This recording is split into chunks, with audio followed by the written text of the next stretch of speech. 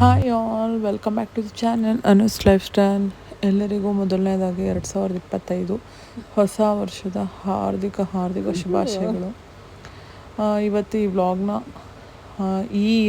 ಈ ವರ್ಷದ ಮೊದಲನೇ ವ್ಲಾಗ್ ಆಗಿರುತ್ತೆ.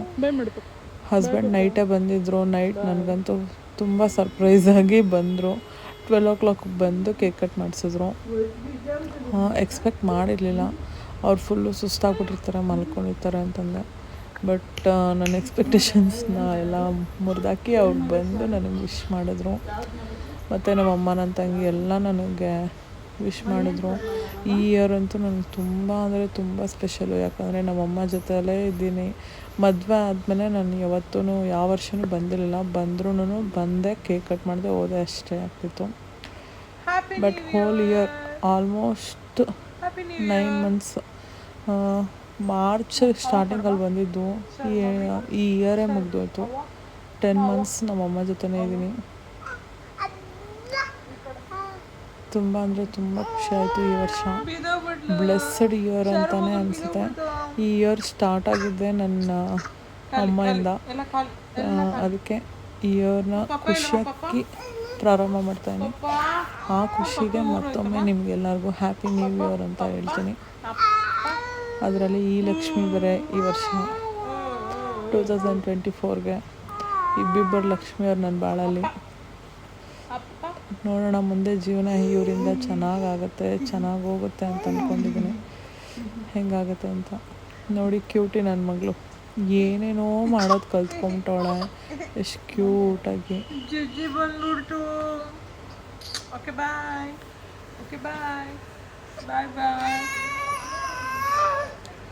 ಎಲ್ಲ ಇವಾಗ ಊಟ ಎಲ್ಲ ಮಾಡಿದ್ರು. ಇವತ್ತು ಸ್ಪೆಷಲ್ ಏನು ಮಾಡಿಲ್ಲ. ನನಗೆ ಹುರುಳಿಕಾಳು ಅಂದರೆ ಸಿಕ್ಕಾಪಟ್ಟೆ ಇಷ್ಟ. ನನ್ನ ತಂಗಿ ಮಾಡೋದು ಇನ್ನೂ ಚೆನ್ನಾಗಿಷ್ಟ.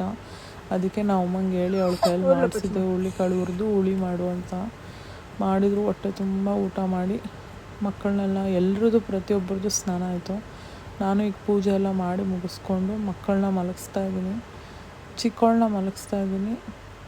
ಈ ಕಡೆ ನಮ್ಮಮ್ಮ ಪುನರ್ವಿನ ಮಲಗಿಸಿದ್ರು. ಮತ್ತೆಲ್ಲ ಬರ್ಡೇಗೆ ನ್ಯೂ ಇಯರ್ಗೆಲ್ಲ ಹಿಂದಿನ ದಿವಸ ಬಟ್ಟೆ ತೊಗೊಳಕ್ಕಾಗಿರಲಿಲ್ಲ. ಹಂಗಾಗಿ ಹಸ್ಬೆಂಡು ಇವತ್ತು ಅವ್ರಿಗೆ ಯಾವುದೋ ಪೇಮೆಂಟ್ ಆಗಬೇಕಾಯ್ತು ಅಂದ್ಬಿಟ್ಟು ಅವ್ರು ಇವತ್ತು ಕಾಸು ಕೊಟ್ಟರು. ಹಾಗಾಗಿ ಇವತ್ತು ಹೋಗಿ ಬಟ್ಟೆ ಶಾಪ್ ಮಾಡ್ಕೊಂಬಂದೆ. ನನಗಂತೂ ಎಷ್ಟು ಬೇಜಾರಾಗ್ಬಿಡ್ತು ಅಂದರೆ, ಒಂದು ರಿಚ್ ಪೀಪಲ್ಸ್ ಆಗಬೇಕು, ಇಲ್ಲ ಅಂದರೆ ಫುಲ್ಲು ಪೂರ್ ಪೀಪಲ್ಸ್ ಆಗಿಬಿಡ್ಬೇಕು. ನೋಡಿದೆಲ್ಲ ಆಸೆ ಪಡುವಂಥ ಮೆಂಟಾಲಿಟಿ ನಮಗಿರಬಾರ್ದು ಅಂತ ಅನಿಸ್ಬಿಡುತ್ತೆ. ಯಾಕೋ ಬೇಜಾರಾಗೋಯ್ತು. ಅಂದ್ಕೊಂಡಿದ್ದೆಲ್ಲ ತಗೊಳ್ಳೋ ಥರ ಇರಬೇಕು, ಇಲ್ಲ ಅಂದ್ರೆ ಅದನ್ನು ತಗೊಳಕ್ಕಾಗದೇ ಇರೋವಂಥ ಪರಿಸ್ಥಿತಿ ಇದ್ಬಿಟ್ರೆ ಅವಾಗ ನಮ್ಗೆ ಅದ್ರ ಮೇಲೆ ಆಸೆನೇ ಇರೋಲ್ಲ. ಇರಲಿ, ಇಟ್ಸ್ ಓಕೆ. ಲೈಫ್ ಹೆಂಗಿದ್ರೂ ನಡೀತಾ ಇರಬೇಕು. ನನ್ನ ಮಕ್ಕಳಿಗೆ ಶಾರ್ವರಿಗೆ 2 ಜೊತೆ ತೊಗೊಂಡೆ, ಪುನರ್ವಿಗೆ 1 ಜೊತೆ ತೊಗೊಂಡೆ. ನಾನು 3 ಟಾಪ್ ತೊಗೊಂಡಿದ್ದೆ. ಬಟ್ ಅಮೌಂಟ್ ಶಾರ್ಟೇಜ್ ಆಗಿದ್ದರಿಂದ ತುಂಬ ಅಂದರೆ ತುಂಬ ಬೇಜಾರಿಂದ ವಾಪಸ್ ಇಟ್ಬಿಟ್ಟು ಬಂದೆ. ಒಂದು ಹಸ್ಬೆಂಡು ಇವತ್ತು ಕಾಸಿಲ್ಲ ನನ್ನ ಹತ್ರ, 2 ತಗೋ ಸಾಕು ಅಂತ ಹೇಳಿದರು. ಹಾಗಾಗಿ ಇಟ್ಸ್ ಓಕೆ, ನಿನ್ನ ಹತ್ರ ಅಮೌಂಟ್ ಇದ್ದಾಗೆ ಕೊಡಿಸು ಅಂದ್ಬಿಟ್ಟು ನಾನು ಅವ್ರಿಗೇನು ಪ್ರೆಷರ್ ಹಾಕೋಕ್ಕೆ ಹೋಗಲಿಲ್ಲ. ನೆಕ್ಸ್ಟ್ ಟೈಮ್ ಕೊಡಿಸು ಅಂತ ಬಿಡು ಅಂತ. ಮನೇಲಿ ಪೂಜೆ ಮಾಡಿ ರೆಡಿ ಆಗೋಕ್ಕೆ ಕಾಯ್ತಾ ಇದ್ದೆ. ಬಟ್ ನಾನು ಶಾರು ಮಲಗದೆ ಎಲ್ಲ ಒಂದು 5 ನಿಮಿಷ ಮಲ್ಕೊ ಹಂಗೆ ಎದ್ದೋಡ್ಬಿಡ್ತಾಳೆ. ಇವಾಗ ಡ್ರೆಸ್ ತೊಗೊಂಬಂದಿದ್ದಲ್ಲ, ನಮ್ಮಮ್ಮ ಸ್ಯಾರಿ ಹಾಕ್ಕೊ ಅಂತ ಹೇಳ್ತಾಯಿದ್ರು. ಹಾಗಾಗಿ ನಮ್ಮಮ್ಮ ಹೊಸ ಸ್ಯಾರಿ ಹೊಲಿಸಿದ್ರು. ನಮ್ಮಮ್ಮನೇ ಕೊಡಿಸಿ ಸ್ಯಾರಿ ಇದು. ಹೇಗೆ ಕಾಣಿಸುತ್ತೆ ಅಂತ ಹೇಳಿ ಆಮೇಲೆ ನಾನು ತೋರಿಸ್ತೀನಿ ರೆಡಿ ಆಗಿಬಿಟ್ಟು. ಇಲ್ಲಿ ನೋಡಿ, ಕವರ್ ಸೌಂಡ್ ಆಯಿತು, ಮಲಗ್ತಾನೆ ಇಲ್ಲ ಇವಳು. ಫೈನಲಿ ನನ್ನ ಬರ್ಡೇ ಔಟ್ಫಿಟ್ ರೆಡಿ ಆಯಿತು.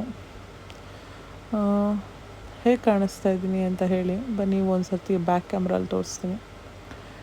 ಇದು ಲಾಸ್ಟ್ ವೀಕ್ ಅಷ್ಟೇ ನಾನು ಸ್ಟಿಚ್ ಮಾಡಿಸಿದ ಬ್ಲೌಸು. ನ್ಯೂ ಇಯರ್ಗೆ ಅಂತಲೇ ಹೇಳಿ ಸ್ಟಿಚ್ ಮಾಡಿಸಿದ್ದು. ನಂದು ನವಿದು ಇಬ್ಬರದು ಸೇಮ್ ಸ್ಯಾರಿ ನಮ್ಮಮ್ಮ ಕೊಡಿಸಿರೋದು ಇಬ್ರಿಗೂ. ನ್ಯೂ ಇಯರ್ಗೆ ಉಟ್ಕೋಬೇಕು ಅಂದ್ಬಿಟ್ಟೆ ಹೊಲಿಸಿದ್ದು. ಬಟ್ ನಂಗೆ ನ್ಯೂ ಇಯರ್ಗೆ ಹಾಕ್ಕೊಳ್ಳೋ ಪ್ಲ್ಯಾನ್ ಇರಲಿಲ್ಲ. ಇವಾಗ ಸಂಜೆ ಆಯ್ತಲ್ಲ, ದೇವಸ್ಥಾನಕ್ಕೆ ಹೋಗಿ ಬರೋಣ ಅಂತ ಹೊರಗಡೆ ಎಲ್ಲೂ ಕರ್ಕೊಂಡು ನನ್ನ ಮಕ್ಕಳನ್ನ ಕರ್ಕೊಂಡು ಹೋಗೋಕ್ಕಾಗಲ್ಲ, ತುಂಬ ಗಲಾಟೆ ಮಾಡ್ತಾರೆ. ಅದಕ್ಕೆ ನಾನು, ಅಪ್ಪ, ಅಮ್ಮ, ಮಕ್ಕಳು, ಆಮೇಲೆ ನನ್ನ ತಂಗಿ ಬಂದು ಹಾಡಾಕ್ತಾಳೆ ಅಂದ್ಬಿಟ್ಟು ಇವಾಗ ನಮ್ಮ ದೇವಸ್ಥಾನಕ್ಕೆ ಹೋಗೋಣ ಅಂತ ನಮ್ಮ ದೇವಸ್ಥಾನಕ್ಕೆ ಹೋಗ್ತಾ ಇದ್ದೀವಿ. ಅಲ್ಲೋಗಿ ನಾವೇ ಪೂಜೆ ಮಾಡ್ಕೊಳ್ಳೋದು, ಇಲ್ಲಾಂದರೆ ನಮ್ಮ ಮಾವ ಬರ್ತಾರೆ ನೋಡಬೇಕು. ಇವರು ನಮ್ಮ ಅತ್ತೆ, ನಮ್ಮ ಅಪ್ಪ, ಅವ್ರ ಅಕ್ಕ, ಇವರು ಇಲ್ಲೇ ಇರೋದು.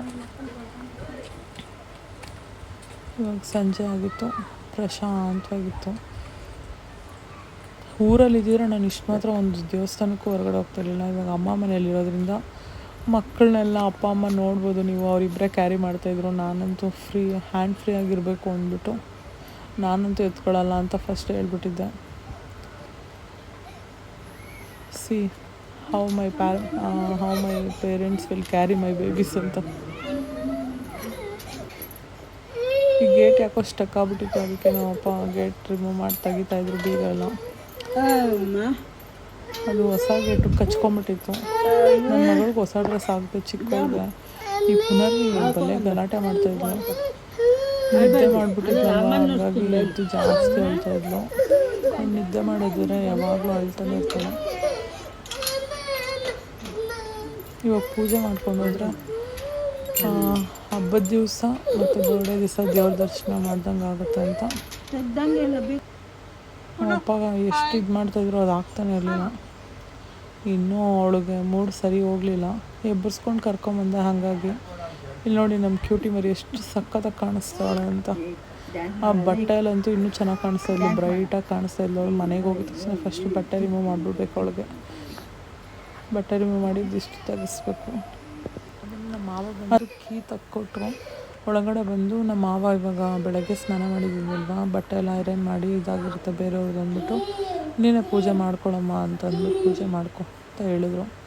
ಹಾಗಾಗಿ ಬೆಳಗ್ಗೆ ಹಾಕಿ ಹೂವು ಎಲ್ಲ ರಿಮೂವ್ ಮಾಡಿಬಿಟ್ಟು ಇವಾಗ ನಾನೇನು ತೊಗೊಂಬಂದಿದ್ದೆ ಹೂವು ಎಲ್ಲ ಇಟ್ಟು ಪೂಜೆ ಮಾಡಿ ಒಂದು ಲಾಸ್ಟ್ ಕ್ಯಾಪ್ಚರ್ ಮಾಡ್ತಾಯಿದ್ದೀನಿ. ಶಾರುಖ್ ಗಂಟೆ ಹೊಡಿಬೇಕು ಅಂತ ಆಸೆ ಆಗ್ತೈತಂತ, ಹಾಗಾಗಿ ನಮ್ಮ ಮಾವ ಗಂಟೆ ಹೊಡಿಸ್ತಾಯಿದ್ರು. ಮುಂದಕ್ಕೆ ನಾನೇನು ಬ್ಲಾಗ್ ಏನು ಕಂಟಿನ್ಯೂ ಮಾಡೋಕ್ಕೆ ಹೋಗಿಲ್ಲ. ಈ ಅಮ್ಮ ಮನೇಲಿರೋದ್ರಿಂದ ನಾನು ಫುಲ್ಲು ಖುಷಿಯಾಗಿದ್ದೀನಿ. ನಮ್ಮಮ್ಮ ಜೊತೆಲಿರೋದೇ ನನಗೆ ಖುಷಿ. ಮತ್ತು ಏನು ಸ್ಪೆಷಲ್ ಇಲ್ಲ ಈ ಬ್ಲಾಗಲ್ಲಿ. ಎಲ್ರಿಗೂ ಮತ್ತೊಮ್ಮೆ ಹ್ಯಾಪಿ ನ್ಯೂ ಇಯರ್ ಅಂತ ಹೇಳ್ತೀನಿ. ಈ ಬ್ಲಾಗ್ನ ಇಲ್ಲಿಗೆ ಎಂಡ್ ಮಾಡ್ತೀನಿ. Thank you for watching.